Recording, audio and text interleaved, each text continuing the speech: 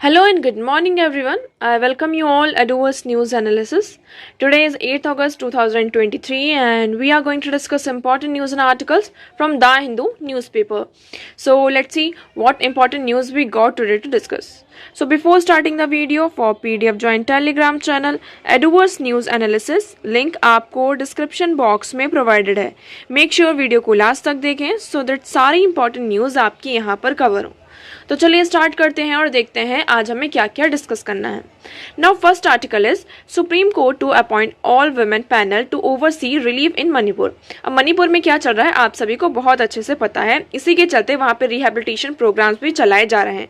तो अभी supreme court ने मंडे को यहाँ पे क्या कहा है आप देखेंगे. सुप्रीम कोर्ट का ऑर्डर आया है जिसमें उन्होंने ये कहा कि हम एक पैनल बनाएंगे. जो पैनल कैसा होगा आप देखेंगे. A bench headed by chief justice of India took the following decision to help out the affected people in Manipur. Manipur में जितने भी आपके अफेक्टेड पीपल हैं उनको हेल्प करने के लिए यहाँ पर क्या किया जा रहा है. एक पैनल बनाया जा रहा है. ये कैसा पैनल होगा. ऑल वुमेन पैनल होगा जिससे हम यहाँ पे स्पेशली जो वुमेन्स हैं उनको क्या कर पाए. जो भी आपकी वुमेन है उनको यहाँ पे प्रोटेक्शन और रिलीफ रिहेबिलिटेशन प्रोवाइड कर पाए. तो आप यहाँ पर देख सकते हैं to appoint 3 former women high court जजेस टू प्रोवाइड हीलिंग टच. तो हील मतलब कि आप सभी को पता है कि कैसा क्या चल रहा है वहां पर.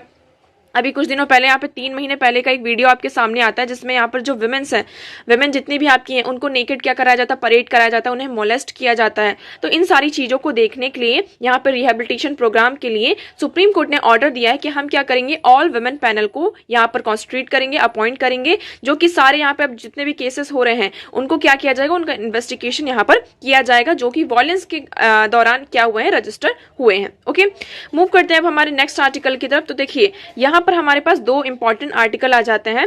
अब पहले हम इसको डिस्कस कर लेते हैं. अब आप सभी को पता है यहाँ पर राहुल गांधी जी की जो एज अ एमपी थे वो डिस्क्वालीफाई हो चुके थे.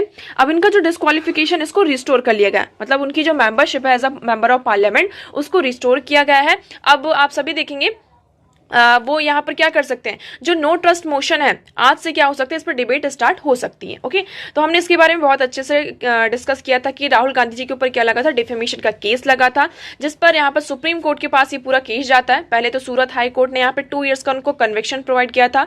तो 2 ईयर्स के कन्विक्शन के कारण ये क्या हो गए थे डिस्क्वालीफाई हो गए थे as a member of parliament. नाउ ये केस कहाँ जाता है आपका बढ़ता जाता है और सुप्रीम कोर्ट में जाता है.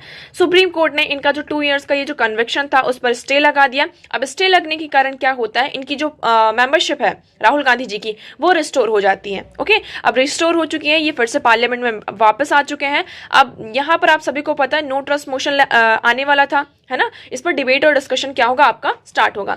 अब देखिए इस आर्टिकल को हम डिस्कस करने से पहले हम डिस्कस करेंगे हमारा क्वेश्चन क्योंकि ये आर्टिकल थोड़ा इंपॉर्टेंट है और इसमें कुछ फैक्ट्स भी हमारे सामने निकल कर आते हैं.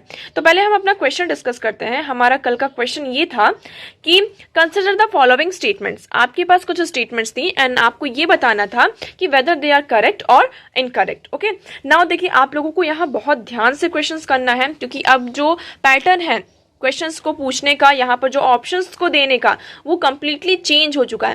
पहले हम क्या करते थे एलिमिनेशन मेथड्स का यूज करके और बहुत सारे जो हमारे टैक्टिक्स थे इनको यूज करके क्या करते थे चेंज कर लेते.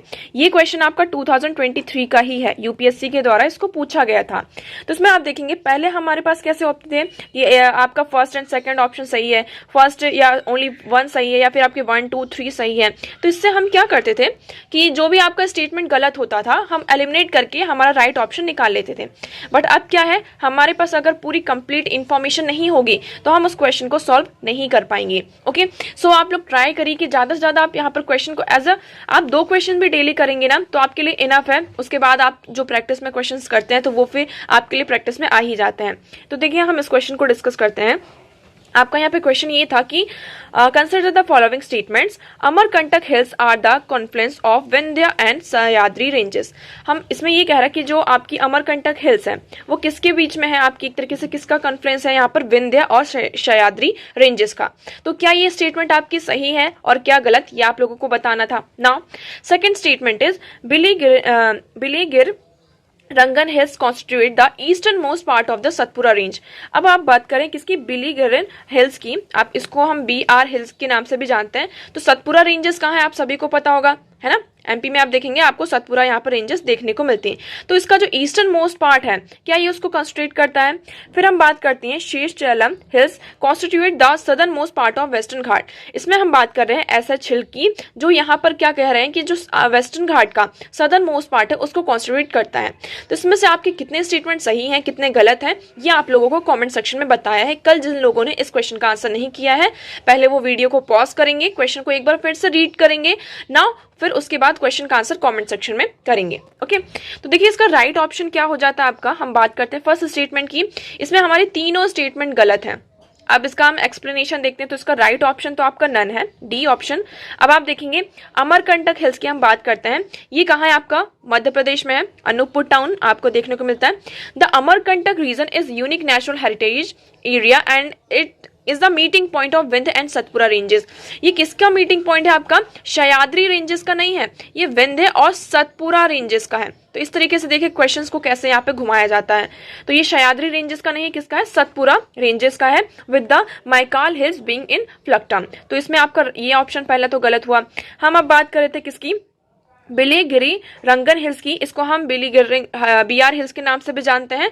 ये सतपुरा रेंजेस का पार्ट नहीं है। देखिए हमने अभी डिस्कस किया कि जो सतपुरा रेंजेस है वो कहाँ है, आपकी एमपी में है। आप ये बीआर हिल्स के बारे में देखेंगे तो ये आपका ईस्टर्न घाट में है, और ईस्टर्न घाट के यहाँ पर देखेंगे आपको ये देखने को मिलता है। ओके, तो ये किसका पार्ट है, कहाँ पर है आपका, ये कर्नाटका में है। और देखिए सतपुरा रेंज कहाँ है, आपकी एमपी में। तो ये टोटली कितना डिफरेंस हो गया यहाँ पर। तो आपकी जो ये बिहार हिल्स है वो कहाँ है, सदर्न वेस्टर्न पार्ट है किसका, कर्नाटका का, at its border with Tamil Nadu. इसका जो बॉर्डर है वो किसके साथ लगता है, यहाँ पे तमिलनाडु के साथ लगता है। इसको हम बिलीगिरी रंगनाथ स्वामी टेम्पल वाइल्ड लाइफ सेंचुरी और simply BRT wild life sanctuary इस एरिया को हम इस नाम से भी जानते हैं। ओके, नाउ नेक्स्ट हम बात कर रहे थे किसकी, शीर्षचलम हिल्स, इसको हम तिरुमाला हिल्स के नाम से भी जानते हैं। ओके, जो हमारी नेक्स्ट है उसको हम तिरुमाला हिल्स के नाम से भी जानते हैं। ये हमारे वेस्टर्न घाट का पार्ट नहीं है। ओके, ये हमारे ईस्टर्न घाट्स का पार्ट है। किसका पार्ट है, ये हमारे ईस्टर्न घाट का पार्ट है। ये आपके आंध्र प्रदेश स्टेट में, जो आंध्र प्रदेश आपका स्टेट है उसका सदर्न पार्ट में आपको देखने को मिलता है। ओके, तो इसमें से हमारे जो तीनों ऑप्शन है, ये वेस्टर्न नहीं, ये ईस्टर्न घाट का पार्ट है। पहले तो हमने ये देखा, ये यहाँ पे सतपुरा रेंजेस में नहीं आता है, और ये सह्याद्री नहीं, ये सतपुरा और विंध्य रेंजेस के बीच का है। तो इसमें आपका राइट ऑप्शन हो जाता है नन। नाउ मूव करते हैं हमारे नेक्स्ट क्वेश्चन की तरफ। हमारा नेक्स्ट क्वेश्चन है, if the RBI decides to adopt an expansionist monetary policy which of the following would it not do. इसमें क्वेश्चन क्या पूछा गया है, आपको ध्यान से देखना है कि अगर आरबीआई डिसाइड करती है कि वो क्या करेगी, अब एक्सपेंशनिस्ट मॉनेटरी पॉलिसी को लेकर आएगी, कि उसको कैसे करना है, यहाँ पर एक्सपेंशनरी जो आपकी एक्सपेंशनिस्ट मॉनेटरी पॉलिसी उसको लेकर आना है। तो विच of the following would it not do, question आप ध्यान से पढ़िएगा। इसमें ये बोल रहे हैं कि गवर्नमेंट मतलब आपकी जो आरबीआई है वो क्या नहीं करेगी। आपसे ये नहीं पूछा कि अगर वो एक्सपेंशनिस्ट मॉनेटरी पॉलिसी को लेकर आती है तो वो क्या करेगी, इसमें ये पूछा है क्या नहीं करेगी। तो उसमें आपको बहुत ध्यान से पढ़ना है। और इसका देखिए आपके पास ऑप्शन क्या क्या आ जाता है, cut and optimise the statutory liquidity ratio, ये पहला ऑप्शन है। Increase the marginal standing facility rate, and third is cut the bank rate and repo rate. तो इसमें ये कौन सा आपका राइट ऑप्शन है, कौन सा राइट ऑप्शन नहीं है, ये आप लोग कमेंट सेक्शन में बताएंगे। तो इसमें क्वेश्चन को ध्यान से पढ़िएगा। इसमें पूछा गया कि आपकी आरबीआई क्या नहीं करेगी, ये नहीं पूछा कि आरबीआई क्या करेगी। ओके, तो क्वेश्चन को अच्छे से पढ़ के फिर इस क्वेश्चन का आंसर आप लोग कमेंट सेक्शन में करिए। वीडियो को लास्ट तक देखिएगा, वीडियो के लास्ट में इस क्वेश्चन का आंसर आप लोगों को दिया जाएगा। Now next question is consider the following statement. ये भी आपका पीवाईक्यू है, 2023 में यूपीएससी के द्वारा पूछा गया है। तो आप देख सकते हैं किस तरीके से यूपीएससी ने अपना जो क्वेश्चन पूछने का पैटर्न है ना उसको चेंज किया है। अब आप लोग इस क्वेश्चन को बहुत ध्यान से पढ़िएगा। आपको यहाँ पे दो स्टेटमेंट्स दी गई हैं। ओके, पहली स्टेटमेंट क्या कहती है, the soil in tropical rain forest is rich in nutrients. जो ट्रॉपिकल रेन फॉरेस्ट होता है उनकी जो सॉइल होती है उसमें बहुत ज़्यादा न्यूट्रिएंट्स होता है। तो आपको ये बताना है, अभी कुछ नहीं बताना, पहले हम स्टेटमेंट पढ़ते हैं। ओके, और सेकेंड स्टेटमेंट है, The high temperature and moisture of tropical rainforest cause the dead organic matter in the soil to decompose quickly। इसमें ये कह रहे हैं कि जो हम ट्रॉपिकल रेन फॉरेस्ट की बात करते हैं वहाँ पर टेम्परेचर और मॉइस्चर बहुत ज़्यादा हाई होता है, जिसके कारण क्या होता है आपका, इट इज़ अ रीज़न कि जो आपके ऑर्गेनिक डेड मैटर्स होते हैं वो सॉइल में क्या हो जाते हैं, जल्दी डिकम्पोज हो जाते हैं। आपको सेकंड स्टेटमेंट समझ में आया? सेकंड स्टेटमेंट ये कह रहा है कि ट्रॉपिकल रेन फॉरेस्ट में हाई टेम्परेचर और मॉइस्चर होता है, ड्यू टू दैट जो भी आपके डेड ऑर्गेनिक मैटर होते हैं वो सॉइल में क्विकली डिकम्पोज हो जाते हैं। अब देखिए, आप इसकी जो स्टेटमेंट्स हैं, कोड है, उसको आप पढ़िएगा। पहला कोड क्या कहता है? Both statement 1 and statement 2 are correct and statement 2 is the correct explanation for the statement 1। इसमें ये कह रहा है कि दोनों स्टेटमेंट आपकी सही हैं, और जो आपका अगर आप स्टेटमेंट 2 को पढ़ते हैं तो ये क्या कह रहा है, ये राइट हो जाता है, करेक्ट एक तरीके से एक्सप्लेनेशन है किसका, फर्स्ट वाली स्टेटमेंट का। मतलब कि वहाँ पर टेम्परेचर और मॉइस्चर बहुत ज़्यादा होता है तो डेड ऑर्गेनिक मैटर आपके सॉइल में क्विकली कंपोज हो जाते हैं, इसलिए वहाँ की जो सॉइल होती है वो कैसी होती है, रिच इन न्यूट्रिएंट्स होती है। तो ये पहली स्टेटमेंट आपको समझ में आई, ऑप्शन। सेकंड ऑप्शन आपको ये कह रहा है कि both statement 1 and 2 are correct and statement 2 is not the correct explanation for the statement 1। इसमें उन्होंने ये कहा कि आपकी दोनों स्टेटमेंट कैसी हैं, सही हैं, पहले तो ये, और इसमें फिर ये कहते हैं कि जो आपका ये सेकंड स्टेटमेंट है वो राइट एक्सप्लेनेशन नहीं है फर्स्ट स्टेटमेंट का। तो पहले हमें ये पता करना होगा कि इसमें से कौन सी स्टेटमेंट सही है और कौन सी स्टेटमेंट गलत है। सेकंड, इसमें ये कह रहा है कि statement 1 is correct but statement 2 is incorrect. इसमें इन्होंने ये कहा कि आपकी जो स्टेटमेंट 1 है वो करेक्ट है और दूसरी जो स्टेटमेंट है वो इनकरेक्ट है। थर्ड हम बात करते हैं, वो ये कह रहा है कि आपकी जो सेकंड स्टेटमेंट है वो इनकरेक्ट है, सॉरी फर्स्ट स्टेटमेंट वो इनकरेक्ट है, गलत है, और दूसरी स्टेटमेंट जो है आपकी सही है। तो इसमें से देखिए कौन सा राइट ऑप्शन होगा, कौन सा नहीं, ये आप लोग कमेंट सेक्शन में बताएंगे। क्वेश्चन को बहुत ध्यान से पढ़िएगा। अगर आपको थोड़ा बहुत भी ट्रॉपिकल रेन फॉरेस्ट के बारे में पता है तो आप इजीली इस क्वेश्चन का आंसर कर सकते हैं। ओके, अब बढ़ते हैं हमारे नेक्स्ट आर्टिकल की तरफ। क्वेश्चन हमारे यहीं पर खत्म होते हैं, आप लोग फटाफट क्वेश्चन का आंसर कमेंट सेक्शन में करेंगे। नाउ हमारा नेक्स्ट आर्टिकल है, as Rajya Sabha passes Delhi service bill, Shah sharpens attack on Kejriwal. तो आपको देखिए इसमें आर्टिकल में क्या घुसा है, इतना हमें पढ़ने की जरूरत नहीं है, अब आप सभी को पता है। हम पहले बात करते हैं दिल्ली की। दिल्ली में आपका क्या आता है, आर्टिकल 239 डबल कैपिटल ए। ये कब होता है आपका, 69 कॉन्स्टिट्यूशनल अमेंडमेंट एक्ट पास होता है, जिसके थ्रू आपका क्या आता है, 239 डबल ए, ये आर्टिकल को इंसर्ट किया जाता है, जिससे क्या होता है, हम डिक्लेयर करते हैं किसको, दिल्ली को एज अ यूनियन टेरिटरी। इतना आपको क्लियर हुआ। 69 कॉन्स्टिट्यूशनल अमेंडमेंट होता है, उसके अंदर आपका ये आर्टिकल 239 डबल ए आपका इंसर्ट किया जाता है, जिसके द्वारा ये डिक्लेयर होता है कि आपकी दिल्ली क्या है, एक यूनियन टेरिटरी है, जो कि एलजी के द्वारा क्या किया जाएगा, एडमिनिस्ट्रेट किया जाएगा, और किसकी एड और एडवाइस पर, इलेक्टेड लेजिस्लेटिव असेंबली की एड और एडवाइस पर। ये आपको इतना क्लियर हुआ what is the article 239 double A. अब इसके बाद क्या होता है, एलजी को कुछ पावर्स दी जाती हैं कि एलजी क्या कर सकते हैं। यहाँ पर किसकी हम बात करते हैं, पब्लिक ऑर्डर की, ओके, पुलिस और आपका लॉ एंड ऑर्डर। तो इन सब्जेक्ट पर जो एलजी हैं उनका क्या होगा, डिस्क्रिशनरी, वो इसमें कोई भी एक्शन, इसमें इन्हें किसी भी एड और एडवाइस की जरूरत नहीं है। इस पर अगर जो भी वो डिसीजन लेना चाहते हैं वो अपने मन मर्जी से क्या कर सकते हैं, डिसीजन ले सकते हैं। किस पर, public order, police and land पर। यहाँ पर इसके ऊपर कोई भी रोक टोक नहीं की जाएगी। और अगर इसके मतलब इन 3 सब्जेक्ट्स के बाद में अगर कोई नेक्स्ट सब्जेक्ट आता है, कोई दूसरा सब्जेक्ट आता है, तो एलजी साहब को क्या करना होगा, यहाँ पर जो काउंसिल ऑफ मिनिस्टर्स है उनकी एड और एडवाइस पर काम करना होगा। अब यहाँ पर फिर एक क्वेश्चन आता है सर्विस से रिलेटेड, कि जो ब्यूरोक्रेट्स हैं, सर्विस है, इस पर किसका यहाँ पर मेन मतलब कि किस पर इसकी अथॉरिटी होगी। तो क्या होता है, अभी ऑर्डिनेंस पास होता है, आप सभी को पता होगा, जिसमें यहाँ पर जो सर्विस वाला पार्ट है उसको भी क्या कर दिया जाता है, ये जो एलजी साहब है उनके एम्बिट में ऐड कर दिया जाता है, और इसको ऑर्डिनेंस के थ्रू इसको क्या करवाया जाता है, पास करवाया जाता है। फिर ये पूरा मामला कहाँ जाता है, आपका सुप्रीम कोर्ट में जाता है। इवन सुप्रीम कोर्ट भी यहाँ पर, पहले ये मामला सुप्रीम कोर्ट में जाता है, और जो आपका ऑर्डिनेंस है ये बाद में आता है। और ये ऑर्डिनेंस जब आता है उसके बाद फिर क्या होता है, जो भी आपका सेशन होता है, तो उस सेशन में मतलब कि जो भी आपके पार्लियामेंट के सेशन होते हैं, तो वहाँ पर उसको बिल प्रेजेंट करना होता है। हमने ये ऑर्डिनेंस के बारे में बहुत अच्छे से पढ़ा है। ओके, नाउ हम बात कर रहे हैं किसकी, सर्विसेज की। तो सर्विसेज वाला जो पार्ट है, ये वाला जो पॉइंट है, आप सब्जेक्ट है, उसको भी क्या किया जाता है, इसमें ऐड किया जाता है। फिर ये केस कहाँ जाता है, सुप्रीम कोर्ट में जाता है। सुप्रीम कोर्ट ने ये कहा है कि हाँ, इसमें हम आर्टिकल में चेंज कर सकते हैं, बट वो पार्लियामेंट अमेंडमेंट के थ्रू कर सकती है। लेकिन अगर हम सर्विसेज की बात करते हैं तो इस पर किसकी अथॉरिटी होनी चाहिए, आपकी इलेक्टेड लेजिस्लेटिव असेंबली की अथॉरिटी होनी चाहिए। उसके बाद सेंट्रल गवर्नमेंट क्या करती है, ऑर्डिनेंस लेकर आती है, और ऑर्डिनेंस के थ्रू यहाँ पर जो सर्विस वाला पार्ट है उसको किसमें आप इंक्लूड कर देती है, एलजी साहब को, जो ये आप कहते हैं हम किसकी, public order, police, law and order और सर्विसेज, इसमें यहाँ पर इंक्लूड कर देती है। मतलब किसमें किसकी पावर होगी, आपकी एलजी साहब की पावर होगी। ओके, अभी फिर से बिल आता है अभी इस बिल के अकॉर्डिंग ये कहा जाता है कि सेंटर क्या करेगी, सेटअप करेगी किसका, national capital civil service authority का।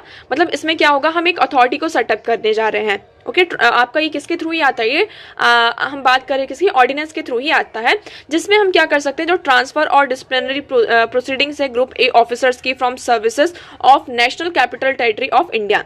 जो भी आपके आईएएस ऑफिसर, आईपीएस ऑफिसर्स होते हैं, तो उनका जो ट्रांसफर कैसे होना है, कहाँ पर उनका अपॉइंटमेंट करना है ना, इन सारी चीजों के लिए क्या होगा, एक अथॉरिटी को सेटअप किया जाएगा जिसका नाम है national capital civil service authority. Okay, ये किसके द्वारा, इस अथॉरिटी में आप ये जो आपकी कौन कौन होगा, इसमें chief minister of the government होंगे, national capital territory of India and its chairperson along with chief secretary and principal home secretary. तो इसमें आपके चीफ मिनिस्टर होंगे और उसके साथ हम चीफ सेक्रेटरी होंगे और प्रिंसिपल होम सेक्रेटरी भी होंगे। और यहाँ पर क्या होगा, एक तरीके से जो अल्टीमेट यहाँ पर डिसीजन होगा किसका होगा, एलजी साहब का होगा।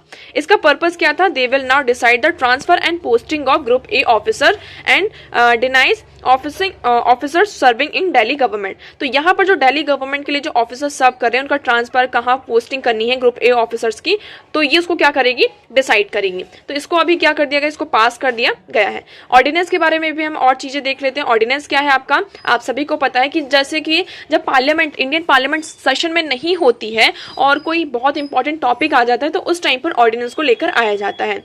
बट जैसे ही यहाँ पे पार्लियामेंट का सेशन होता है, तो उस ऑर्डिनेंस को एज अ बिल पार्लियामेंट में प्रेजेंट करना होता है। ओके, यहाँ पर जो ऑर्डिनेंस है, अगर हम सेंटर में देखते हैं, तो आपके प्रेसिडेंट जी के पास उनके पास ये पावर है कि आर्टिकल 123 के तहत वो क्या कर सकते हैं, यहाँ पर ऑर्डिनेंस को पार्लियामेंट में ला सकते हैं। अगर हम गवर्नर की बात करते हैं, तो गवर्नर बाय आर्टिकल 213 के थ्रू क्या कर सकते हैं, यहाँ पे ऑर्डिनेंस को इशू कर सकते हैं। ओके, तो आई होप आपको यहाँ पे क्लियर होगा ऑर्डिनेंस से रिलेटेड सारी चीजें। अब हम मूव करते हैं हमारे नेक्स्ट आर्टिकल की तरफ। तो अब हमारा नेक्स्ट आर्टिकल है China's world view, its postulates and reality check. अब यहाँ पे ये जो आर्टिकल है किसके, इस पर डिस्कस किया गया, किसके बारे में, चाइना के बारे में, कि चाइना क्या बनना चाहता है, एक सुपर पावर बनना चाहता है। क्या बनना चाहता है, यहाँ पर सुपर पावर बनना चाहता है। बट चाइना के सामने सबसे बड़ा इस टाइम पे जो एक तरीके से उसका जो कॉम्पिटिटर है ना, और थ्रेट है, वो कौन है, यूएसए है। चाइना के पास हम ऐसे कह सकते हैं कि हम ये नहीं कह सकते कि अगर हमारी मिलिट्री स्ट्रांग हो जाती है तो हम वर्ल्ड में क्या बन सकते हैं, एज अ सुपर पावर बन सकते हैं। मिलिट्री की पावर, अगर आपको सुपर पावर बनना है, किसी भी कंट्री को अगर सुपर पावर बनना है, तो उसके लिए यहाँ पर कुछ पॉइंट्स होते हैं। जैसे कि हम बात करते हैं मिलिट्री के बेसिस पर, तो आपको यहाँ पे स्ट्रांग होना ही पड़ेगा। दूसरा, यहाँ पे आपकी जो इकोनॉमी होनी चाहिए, वो कैसी होनी चाहिए, और ज्यादा स्ट्रांग होनी चाहिए। नेक्स्ट हम बात करते हैं यहाँ पे टेक्नोलॉजिकल एडवांसमेंट की, हम बात करते हैं कि आपको यहाँ पर जो आपकी कंट्री की टेक्नोलॉजी है, वो बहुत ज़्यादा कैसी होनी चाहिए, एडवांस होनी चाहिए। नेक्स्ट हम बात करते हैं यहाँ पर जो आपका अलायंस है, वो बहुत ज़्यादा कैसा होना चाहिए, स्ट्रांग होना चाहिए। ओके, इवन हम बात करते हैं कि आपका जो कल्चरल एम्बेट है, जो कल्चरल एस्पेक्ट है, इस चीज़ को भी यहाँ पर ध्यान रखना होगा कि हर कंट्री के साथ यहाँ पर जो कल्चरली है आपके जो रिलेशन है, वो बहुत अच्छे, स्ट्रांग हो, अच्छे हो। ठीक है, तो अगर आपके पास ये सारी चीज़ें आ जाती हैं, किसी भी कंट्री के पास ये सारी चीज़ें यहाँ पर हैं, तो हम कह सकते हैं कि वो कंट्री वर्ल्ड में एज अ सुपर पावर बनकर सामने आ सकता है। अब चाइना क्या करना चाहता है, यहाँ पर सुपर पावर बनना चाहता है, बट उसके सामने सबसे बड़ा थ्रेट कौन है आज के टाइम पर, यूएसए है, और उसका जो मेन कॉम्पिटिटर है यहाँ पर यूएसए है। क्यों यूएसए? अगर हम यूएसए की बात करते तो अभी चाइना और यूएसए को आप अगर कंपेयर करेंगे, तो मिलिट्री के बेसिस पर भी अभी चाइना ने यूएसए को यहाँ पे डिफीट नहीं किया है, इकोनॉमी के बेसिस पर भी नहीं, इवन टेक्नोलॉजी के बेसिस पर भी चाइना अभी आगे बढ़ रहा है, यहाँ पे प्रोग्रेस कर रहा है। बट जितना एडवांसमेंट यहाँ पर आपको यूएसए में देखने को मिलता है, उतना आपको अभी कहीं भी देखने को नहीं मिलेगा। ओके, अलायंसेस की बात करते हैं, यहाँ पर आपके यूएसए की अलायंस बड़ी बड़ी कंट्रीज के साथ है। जैसे कि हम फ्रांस की बात करते हैं, यहाँ पे नाटो जैसे आपके यहाँ पर क्या है, अलायंसेस यहाँ पर आपके बने हुए हैं। ओके, हम यहाँ पे ऑकस की बात करते हैं, ये सारा आपका आर्टिकल में दिया हुआ है। ऑकस है, आपका क्वाड आ जाता है, यहाँ पे ग्लोबल सिक्योरिटी इनिशिएटिव आ जाते हैं। सॉरी, ये तो चाइना का है। ओके, क्वाड हुआ आपका, ऑकस हुआ, नाटो हुआ। तो चाइना मतलब यूएसए के जो अलायंसेस है वो बड़े बड़े नेशंस के साथ हैं। अगर आप दूसरी तरफ चाइना को देखेंगे तो यहाँ पर मिलिट्री तो उसकी स्ट्रांग है, इकोनॉमी भी उसकी प्रोग्रेस कर रही है, टेक्नोलॉजिकल एडवांसमेंट है, बट इतना ज़्यादा अभी नहीं है जितना यहाँ पर यूएसए का है। ओके, अलायंसेस की बात करते हैं तो अभी चाइना का जो अलायंस है वो छोटी छोटी कंट्रीज़ के साथ है, बहुत बड़े बड़े लेवल पर अगर आप वर्ल्ड में देखेंगे जो स्ट्रॉन्ग नेशंस है उनके साथ यहाँ पर कोई भी इतना अच्छा अलायंस यहाँ पर नहीं है। कल्चरल बेसिस पर देखेंगे, ये बहुत ही इंपॉर्टेंट पॉइंट आ जाता है।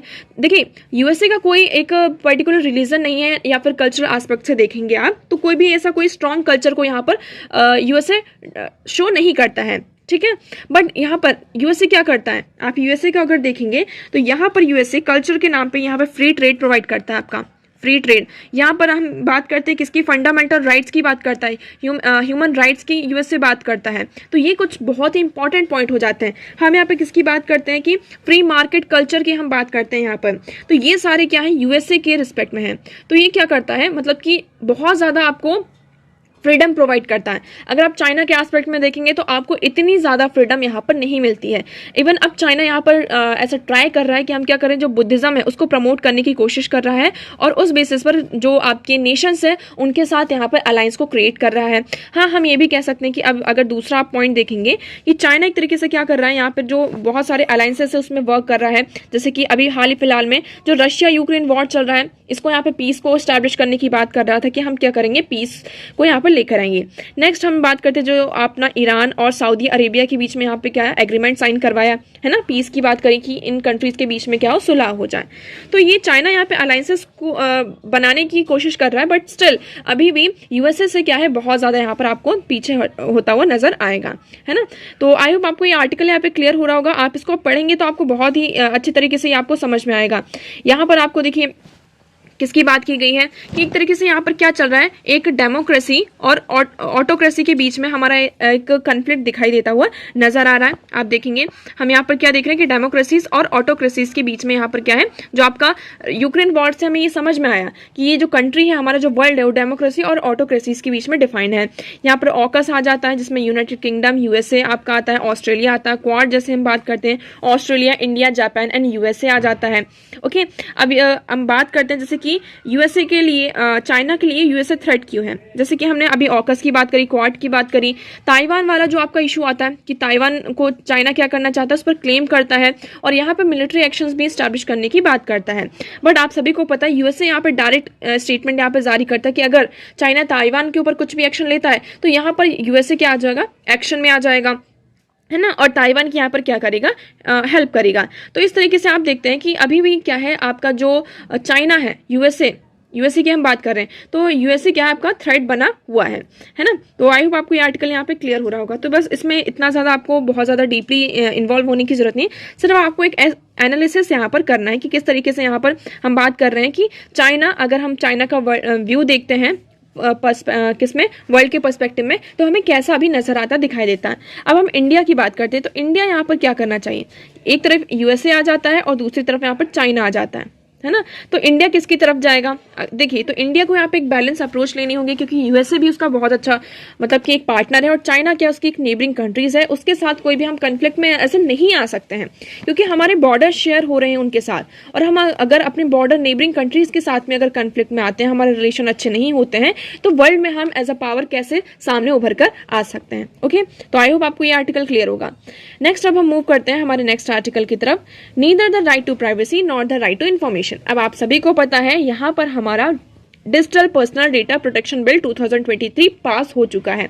ओके, अब इस आर्टिकल को थोड़ा यहाँ पे एनालाइज किया गया। वैसे हमने इस आर्टिकल को ऑलरेडी डिस्कस कर चुका है, इवन आपने संडे का यहाँ पे डिस्कशन नहीं देखा हो, उसमें यहाँ पे डिटेल डिस्कशन किया गया था कि राइट टू प्राइवेसी जो अभी हमारा न्यू ये प्रोटेक्शन बिल आया है, डेटा प्राइवेसी बिल जो आया है, उसमें हम किसकी बात कर रहे हैं, क्या क्या प्रोविजंस हैं, और दूसरी तरफ आपका आ जाता है राइट टू इन्फॉर्मेशन। तो एक तरीके से देखिए, अगर हम किसी भी जब दो राइट्स को यहाँ पर कंपेयर करते हैं तो इसमें कहीं ना कहीं आपको कन्फ्लिक्ट देखने को जरूर मिलता है। अब हम राइट टू प्राइवेसी की बात करते हैं कि अभी ये जो आपका राइट टू प्राइवेसी जो आपका डिजिटल पर्सनल डेटा बिल जो आपका पास हुआ है, उसमें हम बात करते हैं किसकी, राइट टू प्राइवेसी की। ठीक है, इसका जो एग्जेम्पशन वाला है उसका जो एम्बिट है और ज़्यादा इंक्रीज कर दिया गया है। जैसे कि यहाँ पर प्राइवेसी किस आपका जो डेटा है किसके साथ यहाँ पर शेयर हो रहा है, इसके पास आपकी इन्फॉर्मेशन आप उसको ले सकते हैं। अगर आपका जो डेटा है उसमें आप कुछ चेंजेस करना चाहते हैं, तो आप अगर उसे मॉडिफाई करना चाहते हैं, चेंज करना चाहते हैं, तो वो आप इजीली कर सकते हैं। यहाँ पर बोर्ड को सेटअप करने की बात की गई है कि हम क्या करेंगे, बोर्ड को सेटअप करेंगे। नेक्स्ट हम बात करते हैं आरटीआई एक्ट, जो आपका राइट टू इन्फॉर्मेशन एक्ट 2005 है, उसमें ऑलरेडी अगर हम देखेंगे तो उसका जो सेक्शन है तो उसमें ये कहा गया कि अगर ऐसा कोई डेटा है जिसका यहाँ पर पब्लिक जो आपका सिक्योरिटी, कभी कभी क्या होता है कि ऐसा डेटा होता है जिसका कोई यहाँ पर रिलेशन नहीं होता है जो भी आपकी पब्लिक एक्टिविटी है और इंटरेस्ट है, जैसे कि आप बात करते हैं किसकी, सेक्शन 8 क्लॉज 1 सब क्लॉज जे यहाँ पर एग्जेप्शन प्रोवाइड करता है किसमें, राइट टू इन्फॉर्मेशन एक्ट में, जो कि ये कहता है कि अगर कोई भी पर्सनल डेटा है जिसका किसी भी पब्लिक एक्टिविटी और इंटरेस्ट से यहाँ पर कोई रिलेशन नहीं है तो हम उस डेटा को सामने डोमेन में आपके सामने नहीं रखेंगे। ये ऑलरेडी यहाँ पर आपका राइट टू इन्फॉर्मेशन में था, बट इसका जो ये एम्बिट है इसको और ज्यादा, ये जो एग्जेम्पशंस है उसको और ज्यादा क्या कर दिया गया है, बढ़ा दिया गया है। तो एक तरीके से क्या होता है, आपका ये जो राइट टू इन्फॉर्मेशन एक्ट है इसमें यहाँ पर अमेंडमेंट किया गया, चेंज किया गया, पहली बात इसमें ये बोली गई है। दूसरी हम बात करते हैं, देखिए राइट टू प्राइवेसी की बात करते हैं, तो ये किसके अंदर, आपका 2017 में जो पुट्टा स्वामी केस होता है ना, यहाँ पर जो केस होता है 2017 में, उसके थ्रू आपका क्या आता है, राइट टू प्राइवेसी आता है। तो एक तरीके से इसमें देखिए जो एम्बिट है उसको बढ़ाने की बात की गई है। और दूसरा इसमें ये कहा गया है कि हम यहाँ पर किसकी बात करें, बोर्ड को सेटअप करने की बात करें, तो ये बोर्ड कितना लेजिटमेट है, यहाँ पर कितना यहाँ पर पार्शियल है, इसकी बात की गई कि इसमें क्या है, एक तरीके से जो सोशल पॉलिटिकल और लीगल कंटेक्स्ट है उसको यहाँ पे इग्नोर किया गया है ना। हम यहाँ पे सेक्शन 19 की बात करते हैं, यहाँ पे जो आपका DP bill 2023 attempts to pass off lame ducks as a watchdog. अब यहाँ पर आपको एक चीज और याद रखनी है कि आपका GDPR general data protection regulation ये कहाँ का है, ये यूरोप का है। तो इससे रिलेटेड एक क्वेश्चन आपका आया हुआ है, मैं कल इस क्वेश्चन को आपको इंक्लूड करके दे दूंगी। ओके, तो ये कौन सा क्वेश्चन था, कैसा क्वेश्चन था, ये आप लोगों को पता होना चाहिए कि अभी जो रिसेंट में यहाँ पे न्यूज में बना हुआ है जनरल डेटा प्रोटेक्शन रेगुलेशन, तो ये किसका है, ये आपका यूरोप का है। हाई स्टैंडर्ड डेटा को किस तरीके से उन्होंने प्रोटेक्ट करने के लिए इस रेगुलेशन को वो लेकर आए हैं। ओके, और इंडिया का क्या हो जाता है, आपका digital personal data protection bill 2023। Okay, तो देखिए इस आर्टिकल में सिर्फ यही कहा गया है कि किस तरीके से हमारा जो राइट टू प्राइवेसी है और राइट टू इन्फॉर्मेशन एक दूसरे से यहाँ पे कन्फ्लिक्ट कर रहा है, क्योंकि हमारा क्या राइट टू इन्फॉर्मेशन भी है, बट आपने क्या किया है, जो राइट टू प्राइवेसी उसका एम्बिट यहाँ पर इंक्रीज कर दिया, तो हमें सही से क्या होगी, इन्फॉर्मेशन यहाँ पर नहीं मिल पाएगी। ओके, आई होप आपको क्लियर होगा। मूव करते हैं अब नेक्स्ट आर्टिकल की तरफ। तो देखिए नेक्स्ट आर्टिकल है हमारा purging the Nations data of politics. अब इसमें एक तरीके से क्या बताया गया है कि आपका जो इंटरनेशनल इंस्टीट्यूट ऑफ पॉपुलेशन की अगर हम बात करते हैं, उनके जो डायरेक्टर थे KS जेम्स, उनको यहाँ पर क्या कर दिया गया, आपको हटा दिया गया है ना, उनको क्या कर दिया गया, वहां पे इंस्टीट्यूशन से वहां पे उनको सस्पेंड कर दिया गया। क्यों सस्पेंड किया गया है, अब इसका कोई रीजन हम अच्छे से अगर देखेंगे तो ये देखिए ये आर्टिकल ना बहुत ज्यादा कंट्रोवर्शियल है। अगर आप इसको पढ़ेंगे ना तो इसमें आपको बहुत ज्यादा वैसा ये आपकी जो गवर्नमेंट है उसके अगेंस्ट में दिखेगा, बायस दिखेगा। इसमें एक्चुअली ये बताया गया कि जो हम नेशनल फैमिली हेल्थ सर्वे करते हैं, इनके द्वारा क्या होता है, ये जो आपकी इंस्टीट्यूशंस होते हैं, इंटरनेशनल इंस्टीट्यूट फॉर पॉपुलेशन, इनके द्वारा क्या किया जाता है, डेटा निकाला जाता है। बट गवर्नमेंट को यहाँ पर क्या समझ में आता है कि गवर्नमेंट को इनकी फाइंडिंग्स में कुछ पीप नजर आती, कुछ गलत चीजें यहाँ पर समझ में आती, जो डेटा यहाँ पे कलेक्ट किया गया है उसमें यहाँ पे फ्लॉज नजर आते हैं, इसलिए ये जो डेटा है उसको पब्लिक मतलब कि पब्लिकेशन, उन डेटा का पब्लिकेशन नहीं किया जाता है। इवन हम यहाँ पर देखते हैं कंज्यूमर एक्सपेंडिचर सर्वे जो आपका 17-18 होता है, कंडक्ट किया जाता है, उसका जो ये जो सर्वे होता है उसका भी डेटा यहाँ पर रिलीज नहीं किया जाता है। पास्ट रिकॉर्ड्स की इसमें बात की जा रही है। अब ऐसा क्यों कहा जा रहा है, ऐसा क्यों हो रहा है, इसमें ऐसा इसलिए कहा जा रहा है कि जो यहाँ पर जो डेटा सामने निकल कर आ रहा है और जो यहाँ पर गवर्नमेंट के द्वारा काम किए गए हैं वो एक दूसरे से क्या हो रहे हैं, मैच नहीं हो रहे हैं। जैसे कि पहले इसमें बात की गई है कि यहाँ पर national family health survey 5 conduct होता है 2019-21 में, जिसमें ये कहा जाता है कि हम जो विमेन्स हैं, विमेन में आप देखेंगे और चिल्ड्रन है, उनमें यहाँ पर जो एनीमिया है उसके जो केसेस हैं इंडिया में, मतलब अगर हम बात कर रहे हैं एनीमिया के जो केसेस हैं वो आपको यहाँ पर राइज होते हुए नजर आ रहे हैं। पॉपुलेशन में एनीमिया के केसेस आपको बहुत ज्यादा बढ़ रहे हैं, स्पेशली जो आपकी 15 to 49 ईयर की एज ग्रुप है उसमें यहाँ पर एनीमिया के केसेस दिख रहे हैं। अब ये फाइंडिंग्स इसमें ये कहा जा रहा, गवर्नमेंट इसमें कोई क्रेडिट नहीं ले रहे हैं। उन्होंने ऐसा ये कहा, जो कंडक्ट हुआ है सर्वे नेशनल फैमिली हेल्थ सर्वे 5, उन्होंने ऐसा कहा कि फूड का 1921 के बीच में आप देखेंगे जो फूड इन्फ्लेशन है उसमें राइज होता है इस पीरियड में। तो आपका जो फूड का इन्फ्लेशन है वो राइज होता है, जिसके कारण जो फूड का इंटेक है वो कम होता है और जिसके कारण आपको जो पार्शली है वो एनीमिया के बहुत सारे जो केसेस हैं वो देखने को मिलते हैं। बट यहाँ पर हम बात करते हैं सेकंड, इसमें क्या बताया गया कि जो यहाँ पर हम किसकी बात कर रहे हैं, ओपन डेफिकेशन फ्री की बात करते हैं कि इंडिया ने यहाँ पर डिक्लेयर किया है कि हम क्या बन चुके हैं, एक ओपन डेफिकेशन फ्री नेशन बन चुके हैं। बट स्टिल अभी हमें यहाँ पर क्या है, बहुत लंबा रास्ता तय करना है ओपन डेफिकेशन फ्री से। यहाँ पर जो डेटा आता है इसमें उन्होंने बताया कि हमने इंप्रूवमेंट तो किया है, बट यहाँ पर जो हम 100% इंप्रूवमेंट की बात कर रहे हैं, जो हमने यहाँ पर फिगर है हमारा जो 100% इंप्रूवमेंट का, उसको हम अभी भी अचीव नहीं कर पाए हैं। तो इन सारे जो डेटा आपके सामने कुछ निकल कर आते हैं और इनको यहाँ पर नेग्लेक्ट किया जा रहा है। ओके, तो देखिए इस आर्टिकल में बहुत ज़्यादा आपको इंडल्ज नहीं होना है। इसमें यही कहा जा रहा है कि जो डेटा है उसको सप्रेस किया जा रहा है। क्यों किया जा रहा है अभी हमें नहीं पता, शायद इलेक्शन आ रहे हैं, बट हमें ये इंश्योर करना होगा कि देखिए जो इलेक्शन होता है, पॉलिटिकल पार्टीज को हमें कैसे चूज करना है, ये हमें कैसे चूज करना, हम इलेक्शन के थ्रू ही करते हैं। अब इलेक्शन के थ्रू में हम पहले ये देखते हैं कि गवर्नमेंट ने हमारी क्या क्या काम किया। आपके मान लीजिए 2024 में इलेक्शन होने वाले हैं, तो पहले आप क्या देखेंगे कि आपकी गवर्नमेंट ने आपके लिए क्या क्या काम किया। और ये सारी चीजें हम कैसे देखते हैं, जो आपके सर्वे होते हैं, जो आपका पूरा डेटा सामने निकल कर आता है, उसके थ्रू यहाँ पर हम कंक्लूड करते हैं सारी चीजों को, और उस बेसिस पर क्या करते हैं हम यहाँ पर अपना राइट डिसीजन ले सके कि हमें कौन सी गवर्नमेंट चाहिए, कौन सी गवर्नमेंट नहीं चाहिए। तो ये हमारी डेमोक्रेसी का क्या एक वाइटल फीचर है। ओके, आई होप आपको क्लियर होगा। Now next article is the quest for a room temperature superconductor. अब देखिए ये जो आपका आर्टिकल है ना, और यहाँ पर एडिटोरियल सेक्शन में आप पाएंगे, यहाँ पर ये दोनों आर्टिकल सेम है। इसमें क्या हुआ है, साउथ कोरिया में ऐसा कहा जा रहा है जैसे कि जब इलेक्ट्रिसिटी पास होती है आपकी, तो कहीं ना कहीं इलेक्ट्रिसिटी का क्या होता है, लॉस होता है। इसके लिए क्या बनाया जाता है, कुछ कंडक्टर्स बनाए जाते हैं जो कि आपके हाई प्रेशर, और यहाँ पर या फिर हाई प्रेशर होता है, या फिर लो टेम्परेचर होता है, या फिर हाई टेम्परेचर होता है, या फिर लो प्रेशर होता है। तो इस बेसिस पर आपके सुपर कंडक्टर्स बनाए जाते हैं। तो यहाँ पर ये क्लेम किया जा रहा है कि साउथ कोरिया की एक आपकी कंपनी, कुछ भी ग्रुप है, उन्होंने एक ऐसा न्यू मटेरियल यहाँ पे खोजा है जिसका नाम क्या है, आप देखेंगे यहाँ पर दिया हुआ है आपका LK99। तो आपको ये याद रखना है। तो इसमें ये कहा जा रहा है कि एक तरीके से क्या होगा, ये ऐसा सुपर कंडक्टर होगा जिसमें आपका इलेक्ट्रिसिटी का लॉस नहीं होगा, इसमें आपको कोई भी मॉडिफिकेशन भी नहीं करना पड़ेगा, है ना, कोई भी इलेक्ट्रिसिटी का लॉस नहीं होगा, कोई मॉडिफिकेशन इसमें आपको करने की जरूरत नहीं है। और ये आपको क्या प्रोवाइड करेगा, आप जो भी आपका रूम टेम्परेचर और जो भी एम्बिएंट प्रेशर है, उसी प्रेशर पर ये क्या करेगा, काम करेगा। इससे आपका इलेक्ट्रिसिटी का क्या होगा, जीरो लॉस होगा। ये सिग्निफिकेंट जो अमाउंट ऑफ इलेक्ट्रिसिटी आज के टाइम पर जो यहाँ पर लॉस हो रहा है, उसको हम क्या कर सकते हैं, सेव कर सकते हैं। तो आप देखेंगे The data has been sourced from the restricted watch database structural investigation of a LA2X SRX, ये नेम दिया हुआ है, following staging as a function of temperature and various other papers।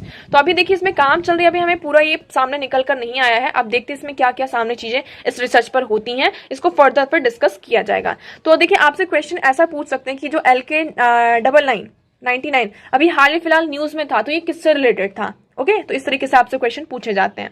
अब हम बात करते हैं हमारे नेक्स्ट आर्टिकल की तरफ। तो नेक्स्ट आर्टिकल है हमारा इंडियाज माइनिंग पॉलिसी शिफ्ट। तो आपकी अभी हाल ही फिलहाल में क्या हुआ है, mines and minerals development and regulation amendment bill 2023 को यहाँ पर पास किया गया है। ठीक है, आपको ये याद रखना कौन सा बिल है, mines and minerals development regulation amendment bill 2023। इसको पार्लियामेंट में पास किया गया है, जिसका मेन एम ये है कि हमें क्या करना है, जो आपका माइंस एंड मिनरल्स है, उसमें यहाँ पर जो प्राइवेट सेक्टर है, एक्चुअली पहले क्या था, आपके कुछ क्रूशियल्स यहाँ पर हम बात करते हैं किसकी, मिनरल्स की, जैसे कि हम बात करते हैं किसकी, लिथियम की, है ना, जो आपके कुछ 6 मिनरल्स हैं लिथियम, इसका हम क्या करते थे, ये सारे किस में आते थे, पहले आपका जो न्यूक्लियर मिनरल्स होते थे उसमें यहाँ पे इंक्लूड होते थे, जो आपके एटॉमिक मिनरल्स हैं उसमें यहाँ पर इंक्लूड होते थे। इसलिए सिर्फ उसमें कौन एक्सरसाइज कर सकता था, उसमें कौन रेगुलेट कर सकता था, उसको गवर्नमेंट रेगुलेट कर सकती थी। अब अभी क्या हुआ है, आप यहाँ पर देखेंगे ये जो 6 आपके एटॉमिक मिनरल्स थे उसको उस एम्बिट से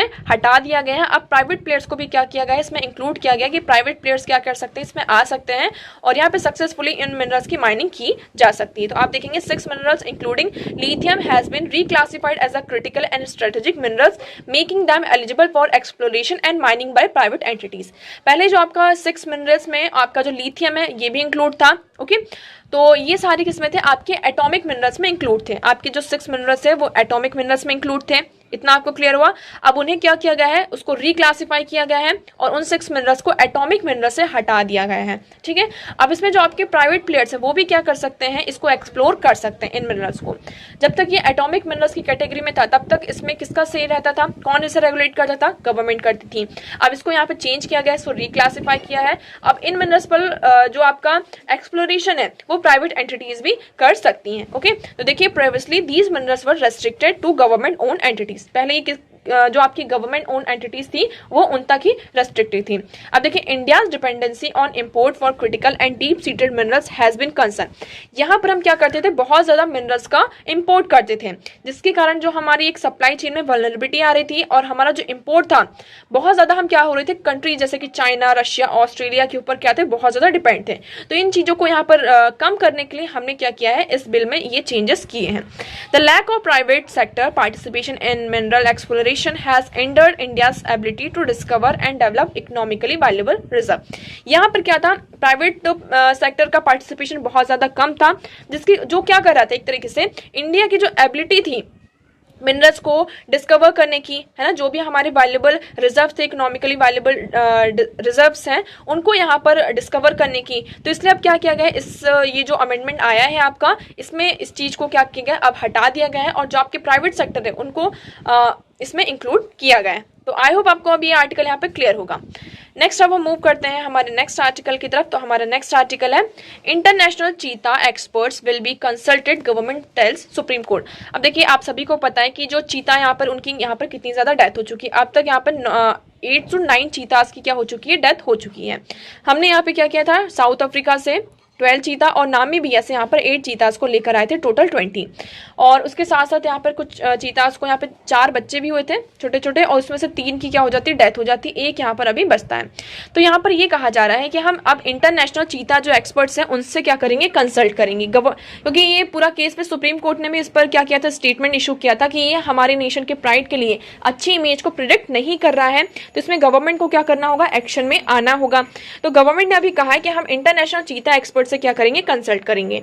अब इसमें ये कहा जा रहा है कि जो आपकी चीता है, इसका जो मेन रीजन है, चीता की यहाँ पे डेथ इसलिए हो रही है, इसका मेन रीजन ये बताया जा रहा है कि ये जो चीता थे वो कैसे थे, आपके विंटर कोट्स थे। विंटर कोट्स का मतलब होता है जिस कॉन्टिनेंट में, जिस अफ्रीकन कॉन्टिनेंट में मतलब रह रहे थे, वहां पर जो सीजन था वो कैसा था, विंटर था। मतलब कि वहां का जो एक एनवायरमेंट था वो कैसा था, ठंडा था। और इंडिया की जब हमने उनको रिलोकेट किया तो उस टाइम का जो सीजन था वो कैसा था, समर था। तो उनका जो इम्यून सिस्टम है वो इतना ज्यादा स्ट्रांग नहीं होता है और वो इस चीज को क्या कर पाए, उस चीज में सर्वाइव नहीं कर पाए। ठीक है, ये सारी चीजें, और उनको क्या करना पड़ा, इन्फेक्शन से ये इन्फेक्शन उनको फेस करना पड़ा। तो यही रीजन है जिसके वजह से यहाँ पे चीतास की क्या हो रही है, डेथ हो रही है। अब फर्दर हम देखते हैं यहाँ पर सामने क्या निकल कर आता है। नेक्स्ट हम बात कर रहे हैं, Indian made syrup found contaminated in Iraq, alert WHO।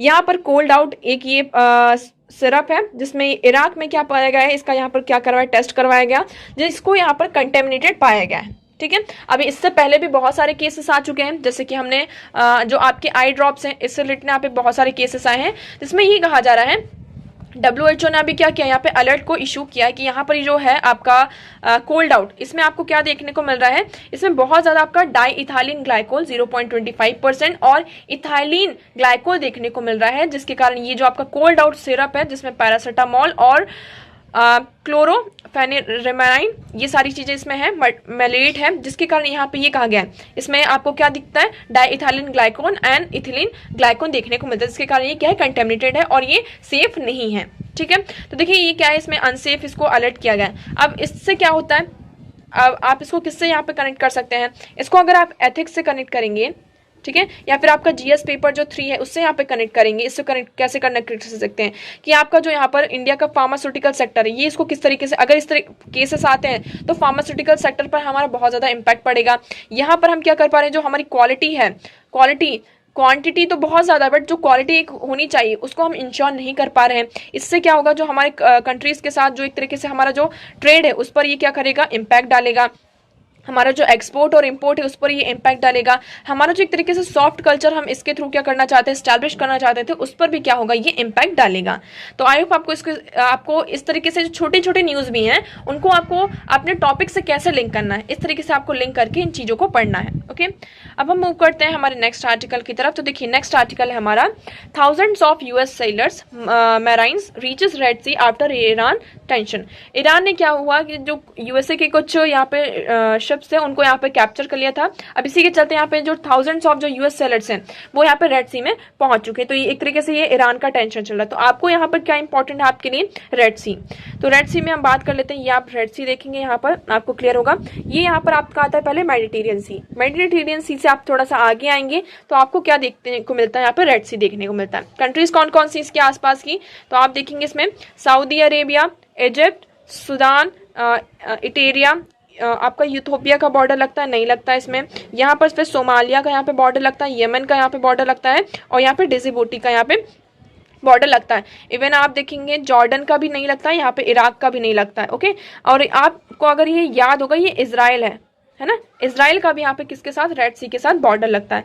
तो आई होप आपको यहाँ पे क्लियर हो। देखिए इजिप्ट जो भी आपकी रेड कलर से सॉरी ब्लू कलर से जो कंट्रीज हैं, इन कंट्रीज का जो बॉर्डर है वो किसके साथ लगता है, आपका रेड सी के साथ यहाँ पर लगता है। तो इस तरीके से आप इसको याद कर सकते हैं। ओके, तो आई होप आपको क्लियर होगा। नाउ न्यूज तो हमारी खत्म हुई, अब हम बढ़ते हैं हमारे क्वेश्चन की तरफ। तो आज का हमारा क्वेश्चन था, okay, now so question was, if RBI decides to adopt an expansionist monetary policy, which of the following would it not do? मतलब कि अगर RBI को क्या करना है, यहाँ पे expansionist monetary policy को adopt करना है तो RBI क्या नहीं करेगी। पहले तो आप ये समझिए कि expansionist monetary policy होती क्या है। इसका मतलब एक तरीके से ये है कि RBI क्या करना चाहती है, यहाँ पर मार्केट में मनी का सप्लाई करना चाहती है। क्या करना चाहती है, मनी का सप्लाई करना चाहती है। तो इससे क्या करेगी आरबीआई, यहाँ पे जो आपके जो इंटरेस्ट रेट्स हैं उसको कम करेगी। ऑब्वियस सी बात है, इसमें रेट कम करेगी, क्योंकि रेट कम करेगी तो लोग ज़्यादा से ज़्यादा लोन लेंगे, लोन लेंगे तो उनके पास पैसा आएगा तो वो क्या करेंगे, एक्सपेंड ज़्यादा करेंगे। ठीक है, इतना आपको क्लियर हुआ। तो ये होती है आपकी मॉनेटरी पॉलिसी। तो इसमें पहला जो आपका ऑप्शन है कह रहा है कि cut and optimise the statutory liquidity ratio. क्या यहाँ पर आरबीआई आपकी स्टैट्यूटरी लिक्विडिटी रेशियो को कट करेगी, तो ये ऑप्शन गलत हो जाता है आपका। यहाँ पर देखिए increase the marginal standing facility rates, यहाँ पर क्या आपके जो मार्जिनल स्टैंडिंग फैसिलिटी रेट है उसको क्या किया जाएगा, इंक्रीज किया जाएगा। तो देखिए पहले हम एक्सप्लेनेशन पढ़ते हैं, आपको ज्यादा क्लियर होगा। तो आप यहाँ पर देखेंगे कि MSF marginal standing facility rate is the rate at which RBI lends funds overnight to schedule banks and against government securities. यहाँ पर जो आपका मार्जिनल स्टैंडिंग फैसिलिटी रेट होता है, आरबीआई उसमें क्या करती है, जो भी ओवरनाइट रातों रात यहाँ पर जो आपके शेड्यूल बैंक्स होते हैं गवर्नमेंट सिक्योरिटीज के अगेंस्ट में, उसमें क्या करती है, फंड को यहाँ पर रिलीज करती है, लैंड करती है। तो यहाँ पर आपको क्या होगा, देखिए इसमें question article increase the marginal standing facility rate, तो ये आपका ऑप्शन क्या हो जाता है, सही हो जाता है। तो देखिए यहाँ से आपका जो ऑप्शन सी है ये तो गलत हो जाता है, इसमें भी ऑप्शन 1 है ये भी गलत हो जाता है, ऑप्शन ए भी गलत हो जाता है, आपके पास बचता है ओनली 2। तो आपका राइट ऑप्शन क्या है, 2 ओनली। ओके, तो आई होप आपको ये क्वेश्चन यहाँ पर समझ में आया होगा। सो आई होप आपको सारी चीज़ें यहाँ पे क्लियर होंगी। अगर आपको कोई भी डाउट लगता है किसी भी चीज़ से रिलेटेड तो आप कमेंट सेक्शन में यहाँ पर पूछ सकते हैं। ओके, वीडियो कैसे लगा कमेंट सेक्शन में ज़रूर बताइएगा, एंड प्लीज़ वीडियो को लाइक करना एंड चैनल को सब्सक्राइब करना ना भूलें। So that's for all today. Thank you so much for discussion.